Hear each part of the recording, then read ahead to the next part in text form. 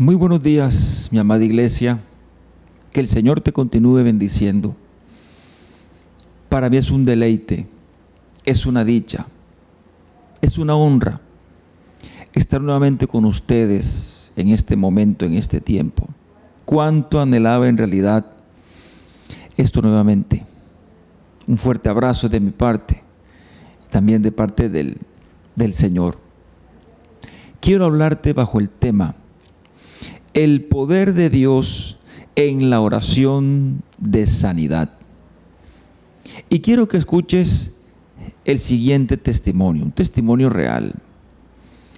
El pasado 27 de abril, en la madrugada de ese día, mi cuerpo presentó un colapso respiratorio y cardíaco. Mi esposa se disponía a viajar ese día fuera de la ciudad. Fue cuando le dije: mi amor, me estoy sintiendo muy mal y siento que algo me está dando. De inmediato me atrapó una dificultad respiratoria y un adormecimiento en todo el cuerpo, producto de una presión que sentía entre el pecho y la espalda. Ella, como pudo, logró sacarme casi a rastra hasta la calle para tomar un taxi. Y de esa manera me ingresaron a urgencias de la clínica del Cesar, donde escasamente yo podía decir mi nombre. Mi esposa, en medio de esa angustia, logró llamar al pastor y a otras personas de confianza para informar evidentemente la situación. Mi estado era bastante mal. Mi presión arterial, sin ser hipertenso, llegaba ya casi a 200. El ritmo cardíaco, que normal es hasta 100, sobrepasaba los 200. Y mi saturación de oxígeno ya estaba llegando a 90, lo cual es bastante grave por una posible que podría generar una hipoxia cerebral. Lograron estabilizarme y me pasaron de inmediato a UCI, donde estuve 2 días allí y luego otros 5 días más en piso hasta que me dieron de alta. Al día siguiente, después de haberme dado de alta, sentí que me iba a dar lo mismo.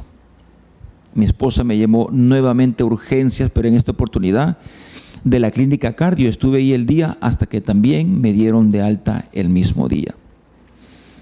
Ese mismo día comenzaría otro calvario, pero en la casa, llenando yo de angustia a mi esposa y a mi madre, que estaban allí acompañándome.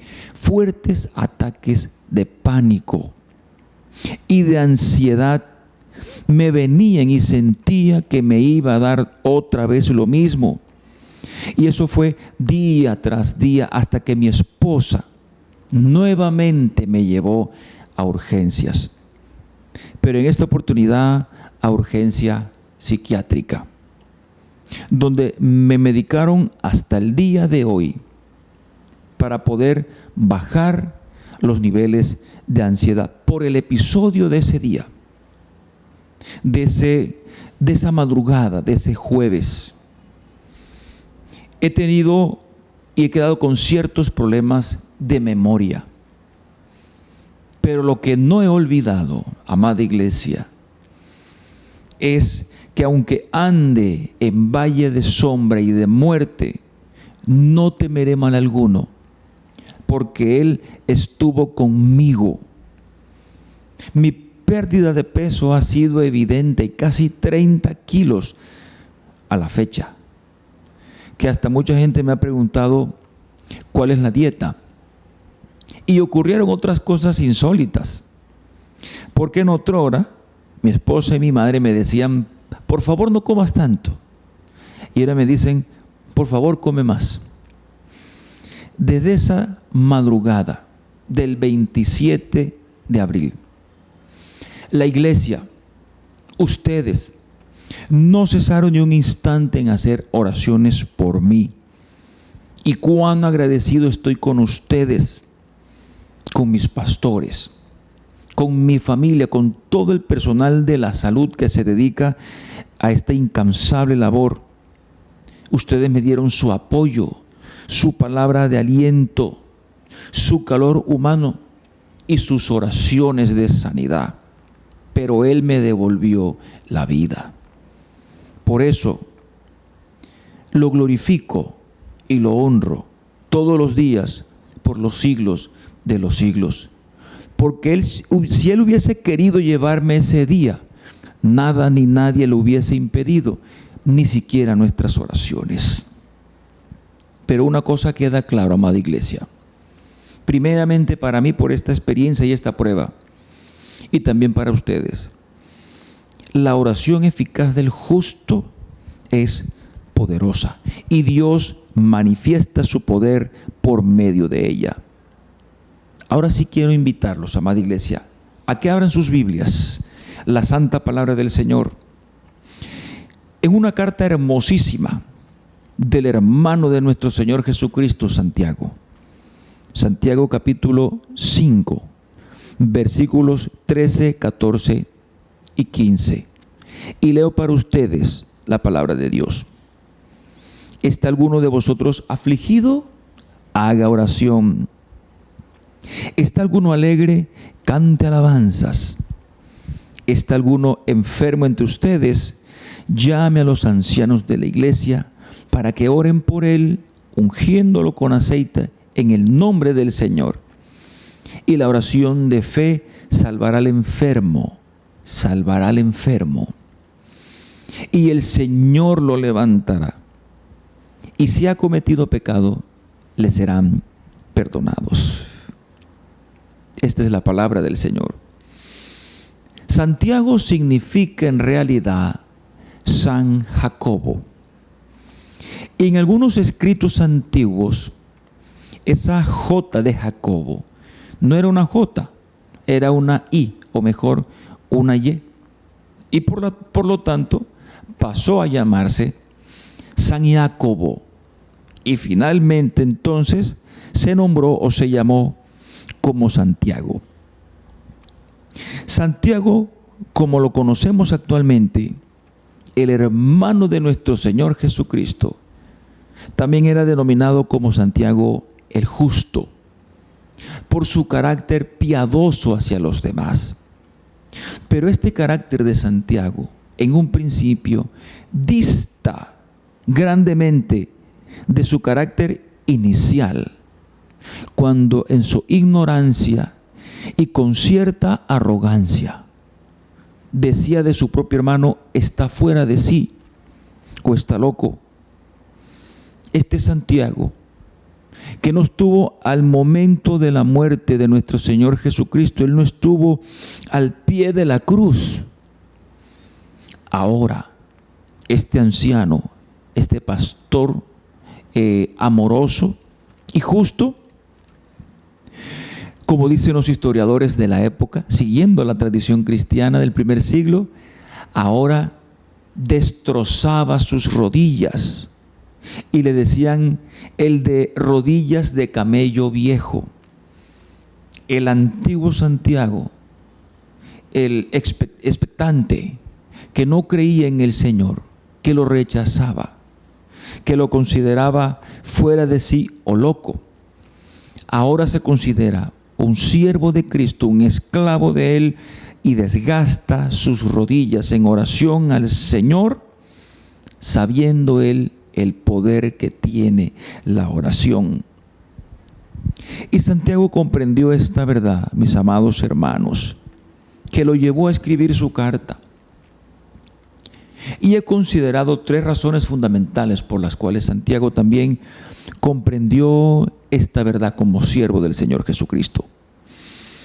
Y la primera razón es comprender el inmenso poder de Dios. Estamos bajo el tema: el poder de Dios en la oración de sanidad.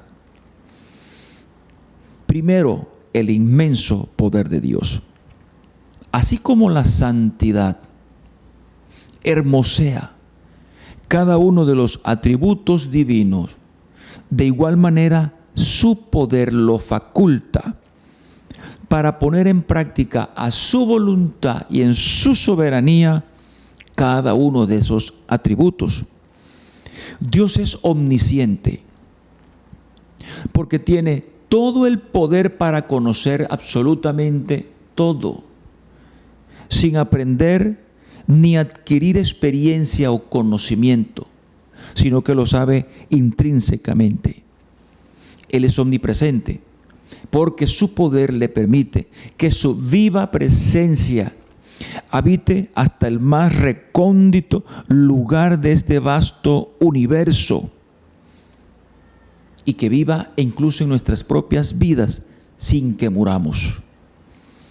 Y así podríamos hablar de todos los atributos infinitos de Dios. Este poder, amada iglesia, o parte de él, fue el que conoció el apóstol Santiago, cuando al encontrarse frente a frente con el Cristo resucitado, cayó de rodillas y aceptó que su hermano era quien decía ser el Hijo del Dios viviente, Dios mismo. Él sabía que nadie podía levantarse jamás de la muerte. Él no podía negar que escuchó cuando Jesús resucitó a un cadáver descompuesto y lo trajo a la vida como si nada. Él sabía que nadie podía levantar muertos, ni caminar sobre las aguas. Nadie puede detener tempestades. Nadie puede curar enfermos terminales. Nadie puede, con solo un puñado de comida, alimentar a miles y a miles si no fuera por el poder de Dios. Santiago sabía que su hermano era aquel que había de venir, que es un título mesiánico, es decir, el Mesías prometido. Ahora el hermano del Señor Jesucristo le escribe entonces a estos cristianos judíos que vivían fuera de las fronteras de Israel y que eran considerados como los cristianos dispersos o de la diáspora. Y Santiago le hace una carta fuertemente exhortativa y demostrativa. Exhortativa porque condena la actitud y el carácter de muchos de ellos que era contrario a la vida en Cristo.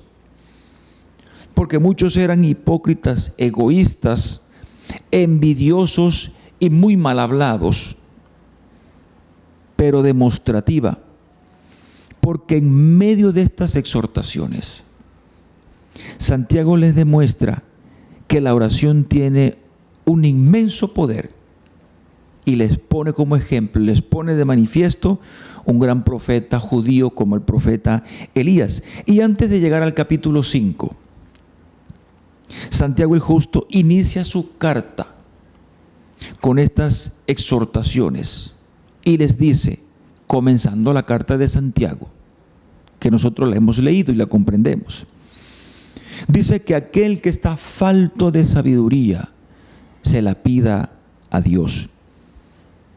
Y quiero que escuche lo siguiente, iglesia. No es que Santiago está diciendo o sugiriendo que algunos sí tenían sabiduría y otros estaban faltos de sabiduría. No, no es lo que dice el texto o la intención del escritor. La intención del escritor es como si le estuviera diciendo, ustedes que están bien faltos de sabiduría, deben pedírsela a Dios. Y pregunto, ¿a qué clase de sabiduría se está refiriendo el apóstol Santiago? ¿A qué clase de sabiduría? A la sabiduría que ellos debían tener en ese instante, en ese momento, para entender la prueba que estaban atravesando o la prueba que también se iba a venir. Siempre necesitamos, cada día de la vida, sabiduría. Es necesario que en nuestro tiempo con el Señor, todos los días, Señor, dame sabiduría para afrontar este día, que no sabemos lo que va a pasar realmente en ese día. Y algo más complejo aún le estaba diciendo Santiago a la iglesia con relación a pedir sabiduría. además de entender y comprender la prueba, era algo más complejo, que es lo siguiente: comprender el gozo dado por Dios en medio de esas pruebas. El humanismo podría decir gozo, gozarte en medio de una situación terrible, difícil. Dios dice sí. El humanismo dice no.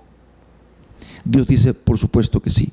Porque es en medio de las pruebas, amada iglesia, donde vemos con mayor claridad el poder de Dios. ¿Y qué mejor prueba para estos judíos cristianos de la diáspora que soportar a los propios judíos? ¿A qué me refiero con esto que estoy diciendo?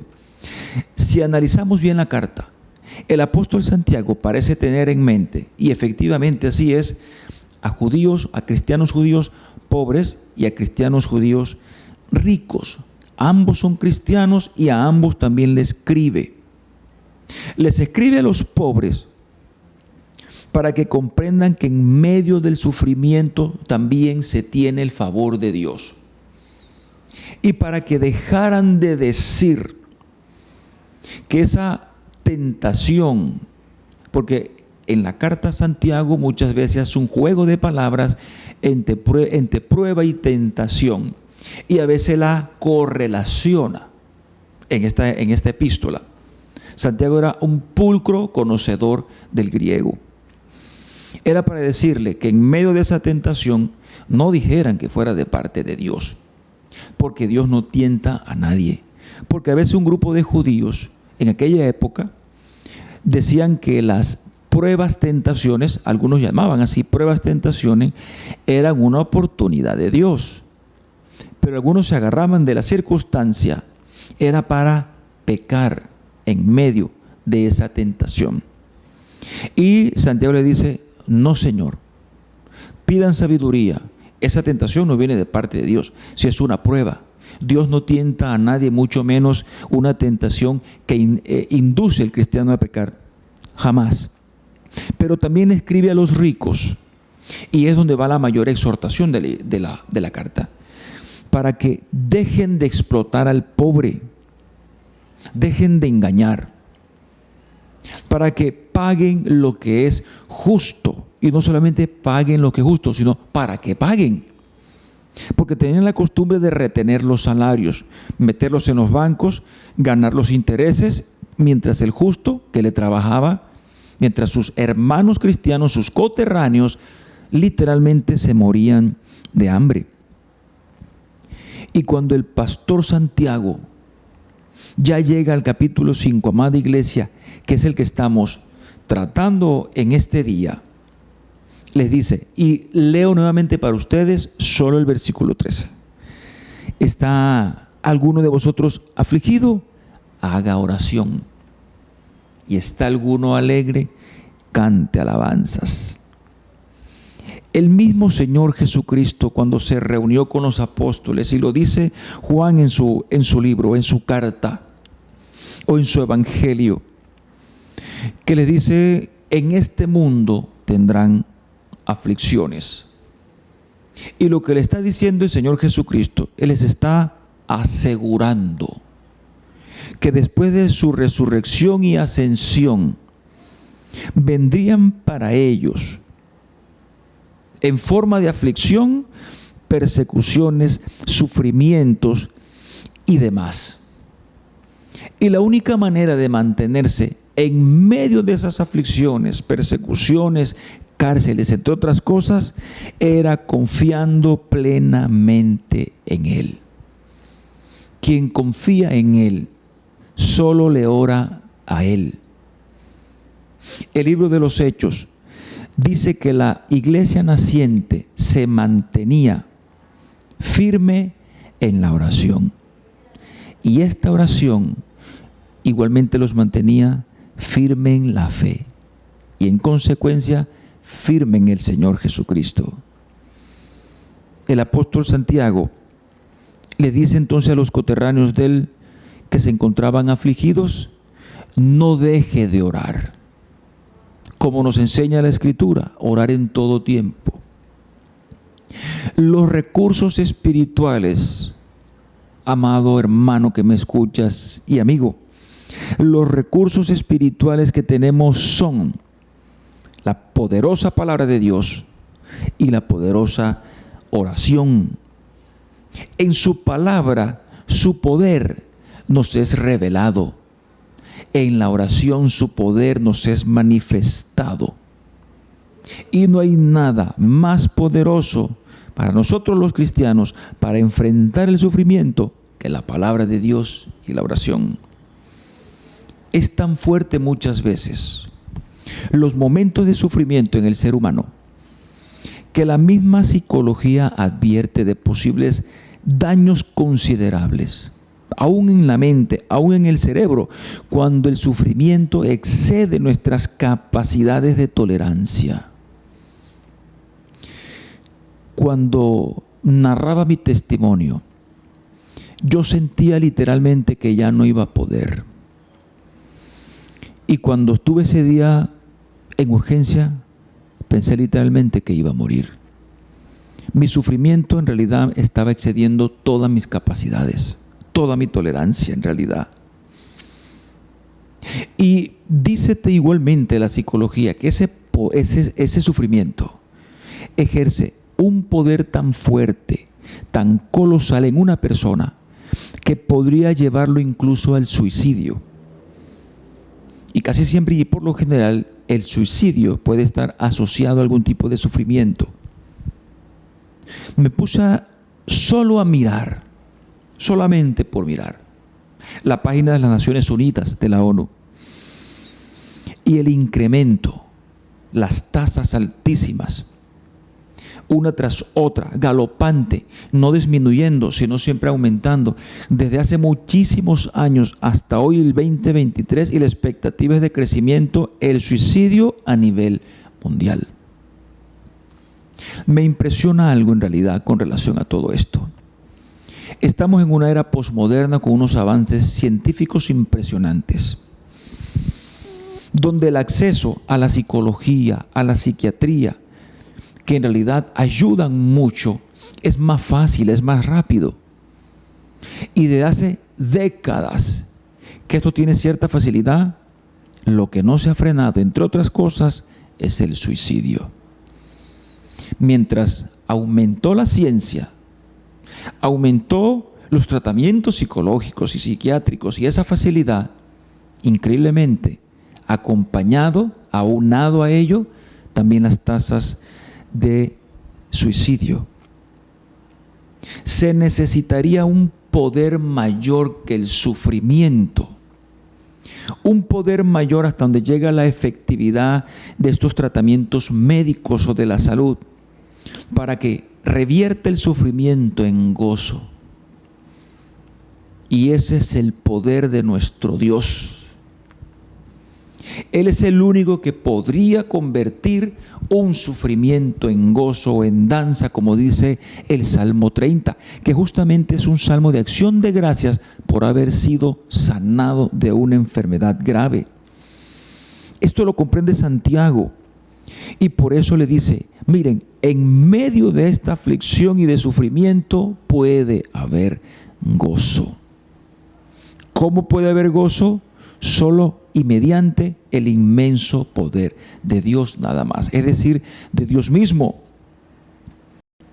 Y la mejor manera que tenemos, mi hermano, para expresar el gozo que Dios nos ha dado en medio del sufrimiento por su inmenso poder, es cantando alabanzas. Dios nos da un gozo tolerante para soportar.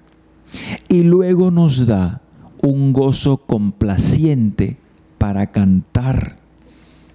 Y Él no nos lleva más allá hasta donde podamos soportar. Y esto lo comprendió el apóstol Santiago.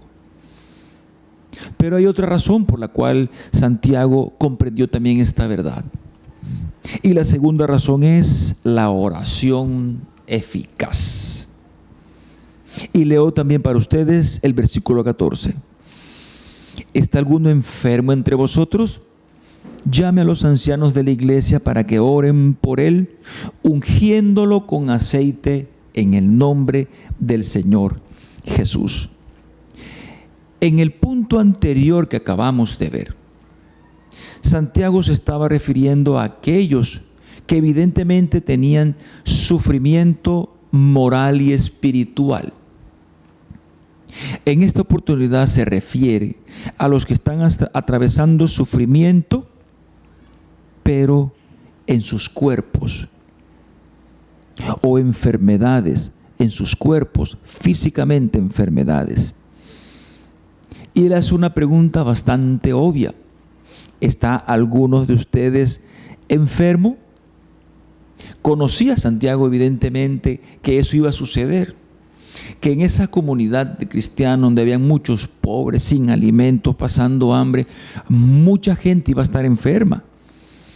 Es como si algunos preguntáramos ahora, levanten la mano los que padecen de alguna enfermedad. Bueno, no había necesidad de ver las manos levantadas para sacar una conclusión con relación a esa pregunta. Y Santiago sabía que sus hermanos, y muchos de ellos, podían tener enfermedades incurables, dolorosas, enfermedades e incluso en estado terminal, y por eso su preocupación en esa pregunta. Me encanta lo que dice William Barclay, un extraordinario maestro del Nuevo Testamento. Y él dice, muy pocas y escasas comunidades en la antigüedad se preocuparon tanto por sus propios enfermos como los cristianos. Y eso en realidad, amada iglesia, es algo que a nosotros nos llena de honra y de gozo como cristianos. Que seamos nosotros como iglesia, como cuerpo, es un solo cuerpo, que si alguien del cuerpo está afectado, nosotros nos preocupamos por nuestro hermano. Dos virtudes, eso lo dice el apóstol Pablo cuando habla del fruto del Espíritu, y dos de esas virtudes del fruto del Espíritu son bondad y benignidad, y no con relación a Dios, porque no podemos ser más buenos y benignos que Él, sino con relación a los demás. Si algo pueden ver los demás en nosotros los cristianos, es que siempre ayudamos y acompañamos a los enfermos. El Señor lo hizo patente en su ministerio terrenal. Él tuvo compasión y misericordia de los enfermos.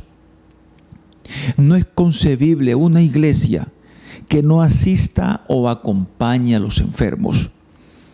Y no es una mera labor social, es un sello distintivo de nosotros como cristianos.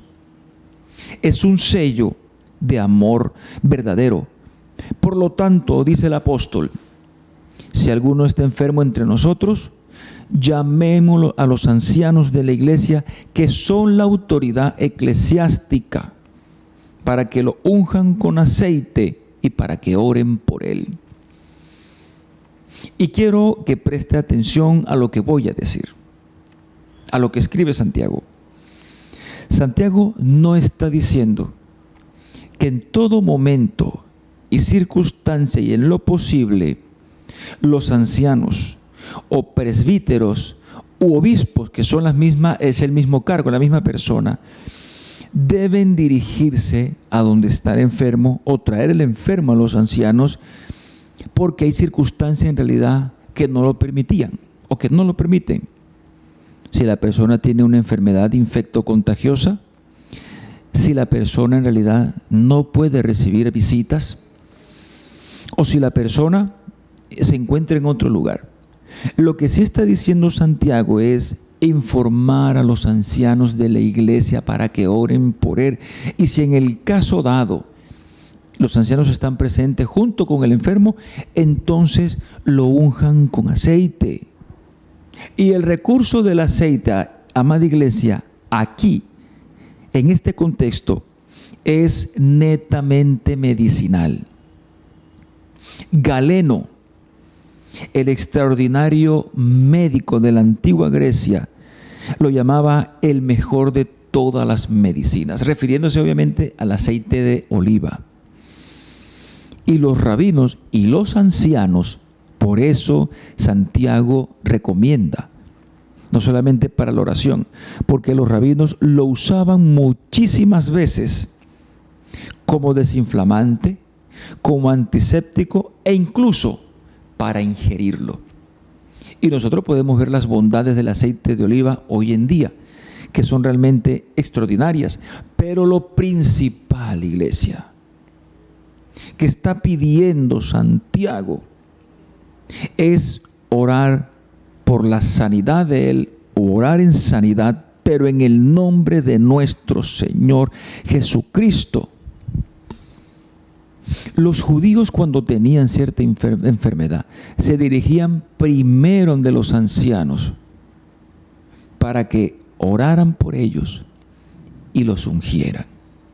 Posteriormente, recomendaban que se dirigiera a donde un médico para buscar ayuda. Por eso yo veo con cierta preocupación en algunas comunidades de fe, y lo veo como un absurdo despiadado recomendarle a algún hermano débil en la fe que deje de ir a los médicos bajo el subterfugio o el engaño de una supuesta falta de fe, como heréticamente lo enseña la teología de la confesión positiva o palabra de fe, que es una vertiente directa de la falsa teología de la prosperidad.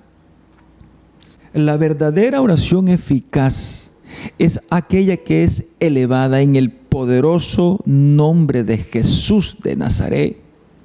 El mismo Señor le enseñó a sus discípulos que se debe orar en su nombre. Y ellos a su vez también le enseñaron a otros, y así también nosotros hemos sido enseñados. Y no es recitar el nombre de Jesús. Eso lo hacían los paganos. Eso lo hacen los impíos cuando toman el nombre del Señor en vano. No es recitarlo, es la santificación, la glorificación y la exaltación de aquel y solo aquel que puede llevar ese nombre. Y se llama Jesucristo el Señor, Salvador y Sanador. La oración eficaz, amada iglesia, es aquella que con rostro en tierra dice: que se haga tu voluntad buena, agradable y perfecta, pero no la mía. Y después de haber explicado esta verdad, en la cual también nos está enseñando extraordinariamente Santiago, llegamos a nuestro último punto o última razón por lo cual el apóstol, llamado el justo, entendió esta verdad. La sanidad nos recuerda que tenemos un Dios poderoso, misericordioso, bueno y compasivo, y que para Él también la enfermedad es una oportunidad para mostrar su gloria y su poder conforme a su bendita y soberana voluntad. Por lo tanto, la enfermedad y la sanidad nos puede recordar una de las más bellas y profundas promesas divinas en la palabra del Señor, que dice: Él enjugará toda lágrima. ¿Por qué? Porque ya no habrá más llanto, ni dolor, ni sufrimiento, ni muerte, ni enfermedad. Porque habrá una restauración plena, integral, al estado del hombre antes precisamente de la caída, antes de la desobediencia. Adán y Eva solo sabían disfrutar de salud plena, de salud integral. Después de haber caído de su desobediencia hacia Dios, solo pudo experimentar el sufrimiento, el dolor, el llanto y la enfermedad. Y aún en medio de todo eso, el Señor no quitó su misericordia, y eso nos llena de esperanza, amada iglesia. Nos llena de gozo.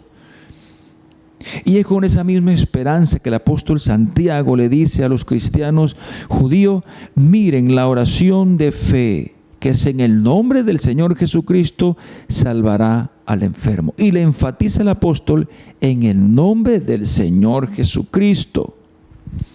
¿Por qué? Porque no era sencillo, y era el dilema de los judíos, aceptar el nombre de Jesús, es decir, la persona de Cristo, como el Mesías prometido.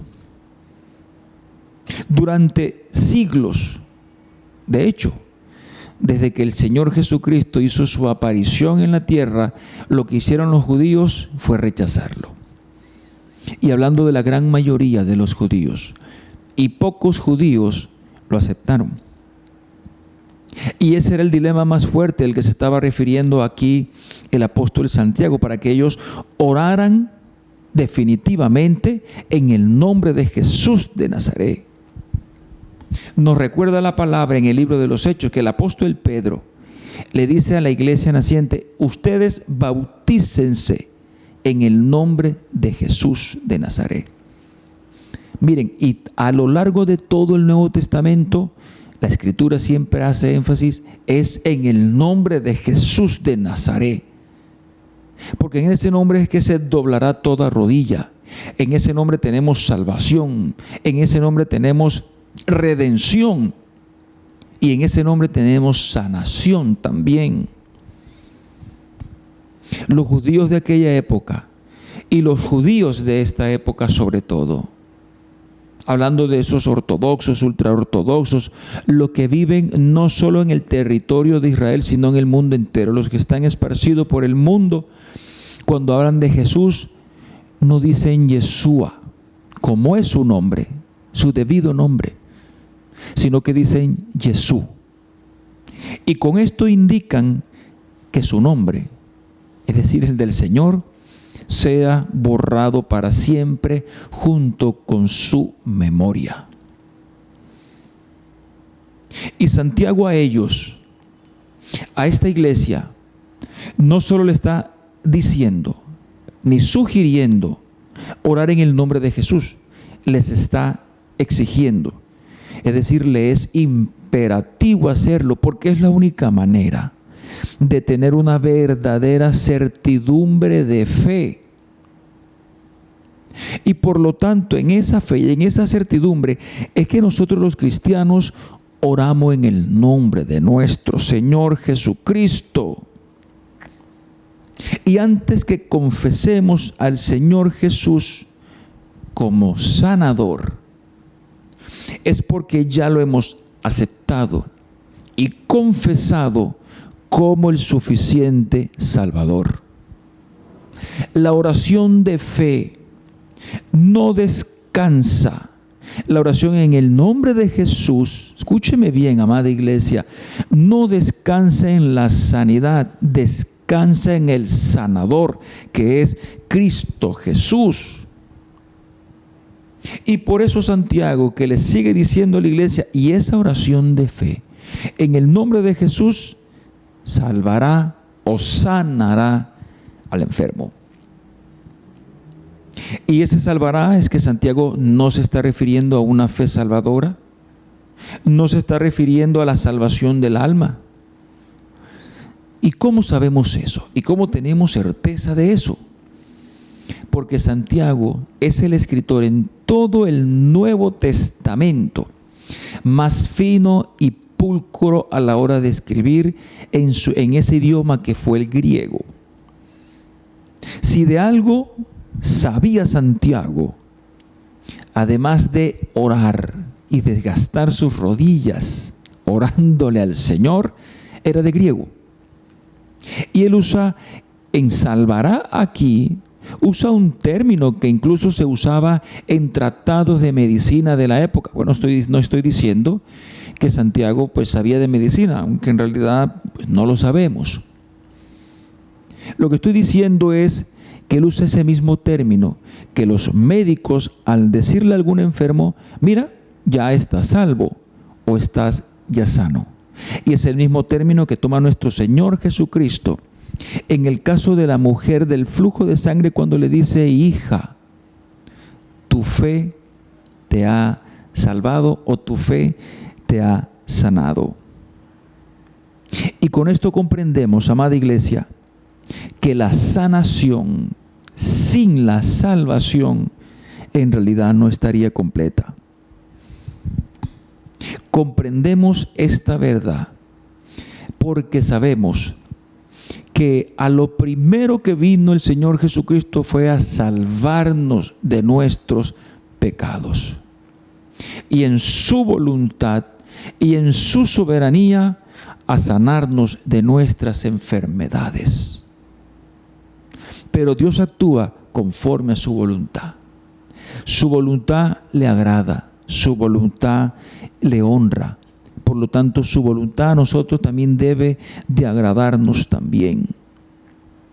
Y sigue diciendo el apóstol Santiago: y el Señor lo levantará, y si ha cometido pecados, le serán perdonados. Y aquí, amada iglesia, también surge otro dilema con relación a los judíos. Porque los judíos creían que toda enfermedad, no alguna, que toda enfermedad era producto de un pecado directo o indirecto. Directo de la persona o indirecto de sus antepasados. Y tenían un estribillo, lo repetían todo el tiempo, un estribillo desde hace siglos, que en ese estribillo favorito estaba: los padres habían comido las uvas agrias y los hijos iban a tener o tendrían la dentera. Y era tan arraigada esta creencia que cierta vez el apóstol Pedro se le acerca a nuestro Señor Jesucristo y le pregunta: maestro, y eso está en el libro de Juan, maestro, ¿quién pecó para que éste naciera ciego? Y enseguida se apresura a decir: ¿quiénes fueron? ¿Sus padres o él? Y me llama la atención, amada iglesia, que ese mismo pensamiento de Pedro como buen judío era también el pensamiento generalizado de los judíos. Porque en ese pensamiento, a la pregunta de Pedro, solo había dos maneras de responder a esa pregunta. El Señor todavía no le ha respondido. Estamos tratando de pensar cómo sería lo que Pedro estaba deduciendo en el momento para llegar a una respuesta. Primera respuesta que podían y tenían los judíos para esto. Primero, pecaron sus padres. ¿Por qué? Porque toda enfermedad tenía que venir de un pecado. Punto. Ahora, si no fueron los padres directos, papá y mamá, entonces se hablaban de los indirectos, abuelos. Y si no fueron ellos, entonces fueron los bisabuelos. Y si no fueron ellos, así sucesivamente. Por eso ellos enfatizaban mucho acerca de la tercera y cuarta generación. Y luego, la segunda respuesta era todavía más terrible. Porque entonces, si no fueron unos de estos, sus padres directos, sus antepasados, entonces fue él directamente desde el vientre de la madre. Yo pude conocer de primera mano un ejercicio antirreligioso, antibíblico, anticristiano, totalmente contrario a la doctrina de Dios. En cierta oportunidad fui invitado, reservo los nombres obviamente, a asistir a un retiro. Hace muchísimo tiempo, hace quizás 2 décadas. Y en ese retiro, la persona que fue invitada, un supuesto pastor de afuera, una de las prácticas que llevó a cabo era llevar a la persona, éramos todos cristianos allí, y llevar a la persona a pedir perdón de una manera tan regresiva, por llamarlo así, regresando en el tiempo hasta que llegó a pedir perdón dentro del vientre de la madre. Es decir, este falso pensamiento judío, contrario a la Escritura, me atrevo a decir que en algunas comunidades de fe perdura hasta ahora. Y solo pienso en el Señor Jesucristo, mirando de frente a Pedro después que le hizo esta pregunta, con los ojos amorosos del Señor y con esa exhortación amorosa a Pedro, y le dice: Pedro, otra vez con lo mismo, Pedro. No fueron sus padres ni sus antepasados, y mucho menos este hombre desde el vientre de su madre. ¿Qué te lleva a pensar eso? ¿Por qué vas a pensar tal cosa? La enfermedad de él es para que el poderoso Dios y su eterno poder en sanidad hacia él sea glorificado y podamos ver sus obras poderosas. Y finalmente le dice entonces el apóstol Santiago a la iglesia: y si él ha conocido pecados, le serán perdonados. Y volvemos nuevamente a lo que pensaban los rabinos y los judíos, porque ellos decían y determinaban que ya sabemos que todo pecado toda enfermedad es producto de un pecado. Muy bien. Por lo tanto, para que este hombre o esta persona sea sanada, primero tenía que ser perdonados sus pecados. Miren hasta dónde llegaba el pensamiento judío. Y no era un pensamiento instaurado por Dios, era un pensamiento instaurado por ellos mismos, por su propia supuesta piedad, por su propia justicia, justicia humana, no justicia divina. Y ante esto, Santiago sobrepone ante esa creencia la primacía de Cristo. ¿Por qué?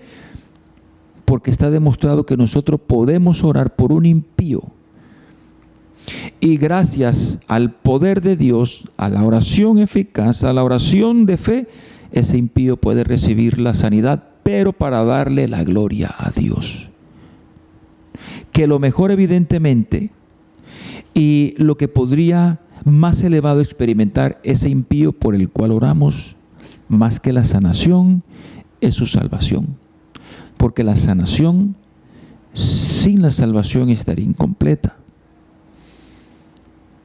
Y al anteponer la primacía del Señor, prácticamente le está diciendo a los judíos: miren, judíos cristianos, en Cristo tenemos todo. Iglesia Benecer, amigo que me escuchas, en Cristo tienes todo. En Cristo tengo todo. Si no hubiese sido por Cristo, ese día yo hubiese fallecido. Si no hubiese sido por Cristo, hoy no estuvieras aquí viendo esto. Si no hubiese sido por Cristo, no existiéramos en el momento. Y por eso en Él tenemos todo.